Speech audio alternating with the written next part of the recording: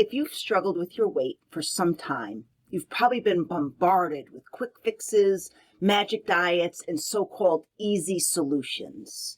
Let me tell you right now, anyone that is selling you an easy one-off solution for weight loss is lying to you. The truth is that the weight gain that leads to overweight and obesity does not happen for just one reason. It's rarely as simple as just eat less and move more, or you just need this one easy, simple fix. The real reasons that you may be overweight are often a combination of knowledge, lifestyle choices, environmental influences, biological factors, and even deep-rooted survival instincts. And while the fundamental cause of weight gain is consuming more calories than your body burns, the reason behind that calorie imbalance can be far more complex than just eating too much. In this video, I'm going to explain some of the reasons why weight gain happens, the patterns that keep you stuck, and what you can do to finally take control of your weight in a sustainable, realistic way. Hi, I'm Valerie, a wellness nurse. I believe that no matter your age or current health status, that you have the power to take charge of your well-being and live a longer, healthier life. My goal is to share with you the knowledge and tools that will empower you to make that happen. I know firsthand that losing weight is not easy. I lost 80 pounds, and I can tell you from experience that it was anything but easy. There were challenges just about every day, and I had to learn to accept some discomfort and even to embrace it, especially in the beginning. But I can also tell you that it was absolutely worth it. That's why I want to have an honest conversation about why so many people struggle with weight gain and what actually works for long-term weight loss. Because once you understand the real reasons behind it, you can stop chasing quick fixes and start making meaningful, lasting changes. Carrying excess weight isn't just about appearance. It does have serious implications for long-term health and well-being. Overweight and obesity are linked to an increased risk of chronic diseases, including heart disease, type 2 diabetes, high blood pressure, and stroke. Excess body fat, particularly around the abdomen, contributes to inflammation and insulin resistance, both of which accelerate aging and disease progression. Obesity is also a major risk factor for certain cancers, osteoarthritis, sleep apnea, and metabolic disorders that can significantly impact health and longevity. Losing just 5 to 10% of your body weight can significantly improve overall health, reducing disease risk while increasing energy, mobility, and longevity. Yes, it is possible to improve health without losing weight, but if one is overweight, losing some of that weight will always improve health and longevity. And that's exactly why understanding how weight gain happens is so important. When you recognize the factors contributing to excess weight, you can start making informed adjustments. This is not about quick fixes or extreme trendy diets. This is about real, sustainable change that supports your long-term health. Weight gain always comes down to a calorie surplus. This means that you are taking in more energy than your body burns. But why does this happen? There are many factors that contribute to this imbalance, and most people are dealing with more than just one. For many, it starts with diet choices. Highly processed foods, sugar, refined carbs, and excess empty calories set up an environment in the body that makes it easier to store fat and difficult to release it. These foods are also designed to be hyper-palatable, triggering a dopamine response that makes us crave more. The more of these foods you eat, the more your body wants them. This keeps you stuck in a cycle of overeating. Then there's sedentary lifestyle. Less movement means fewer calories burned, and when muscle mass decreases due to inactivity, your metabolism slows down even further. Muscle burns calories because it takes energy to move them. Fat does not. It is just along for the ride. So if you're losing muscle over time, you're losing your body's need to burn that energy. Environmental factors also play a huge role. Food is everywhere. It's cheap, it's highly processed, and it's designed to be addictive. Our modern world makes it incredibly easy to overeat and incredibly difficult to naturally regulate food intake. And advertising for these high-calorie foods is everywhere, making temptation hard to escape. And then there's the emotional component. Many of us don't just eat for physical hunger. We eat to soothe emotions, we eat to relieve stress, or even just out of habit. It is one of the most overlooked factors in weight gain. We might find ourselves reaching for food not because we're hungry, but because we're anxious, bored, overwhelmed, or just seeking comfort.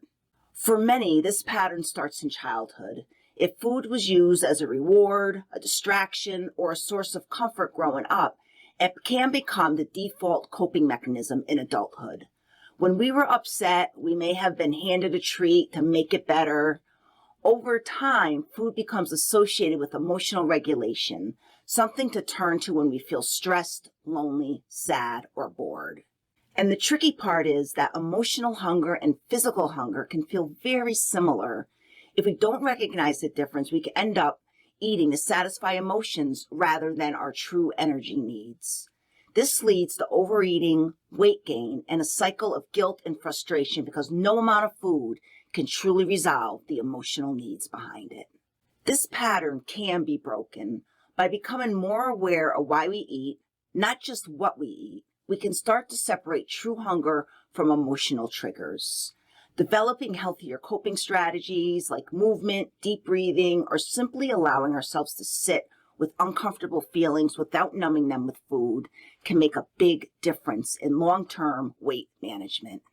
Another major factor is your own biology. For most of human history, storing fat was a survival advantage. Our ancestors did not have access to food 24/7, so those who were able to store fat easily had a better chance of surviving periods of famine.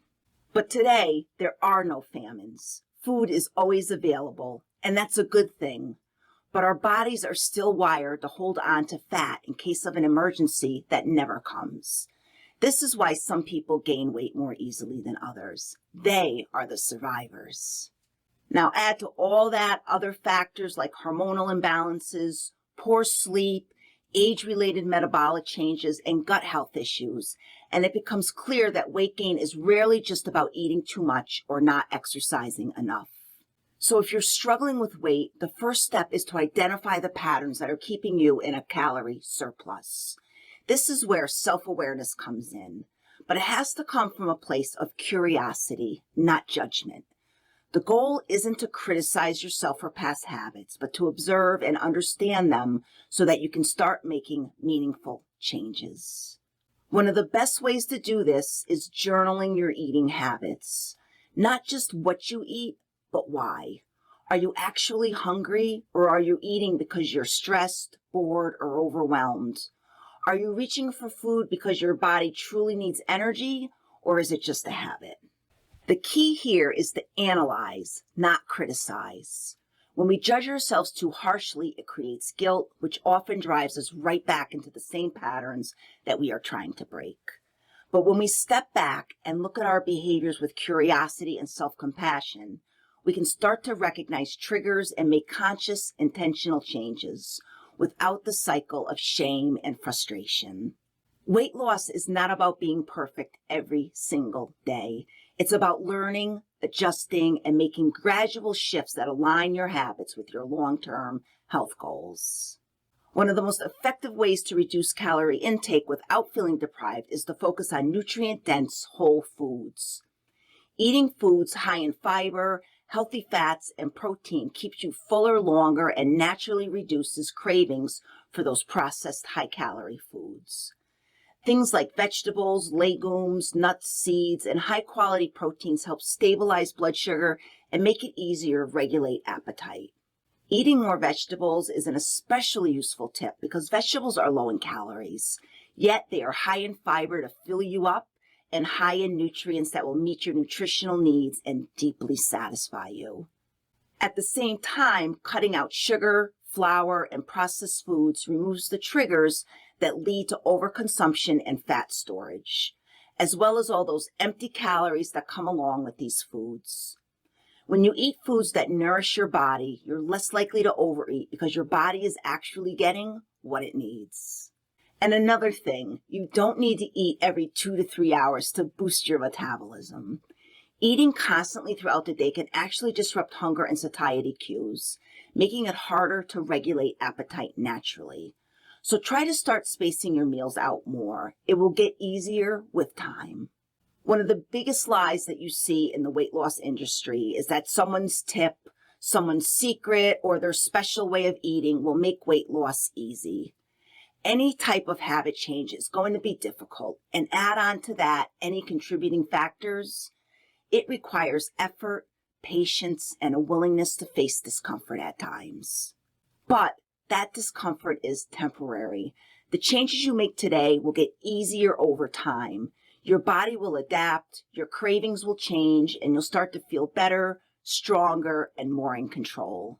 I can tell you firsthand, losing 80 pounds was not easy, but it was absolutely worth it. And if you are ready to make the commitment, I promise you that with the right mindset and the right tools, that it is possible. The truth is, there is no single reason why you are overweight. It's likely a combination of diet, lifestyle, environment, and biology. But no matter what factors are at play, you have the power to change them. By becoming aware of your patterns, making intentional food choices, and embracing the challenge of change, you can take control of your weight and your health without falling for gimmicks or quick fixes. Please let me know in the comments, what do you think has contributed most to your struggles with weight? What is the first thing that you think you can do that can change that? If you found this video useful, please let me know by hitting that like button. And if you would like to see more content like this that can help you live a healthier, longer life, please subscribe to this channel to catch my future videos. Thank you so much for watching, and as always, please take good care of yourself.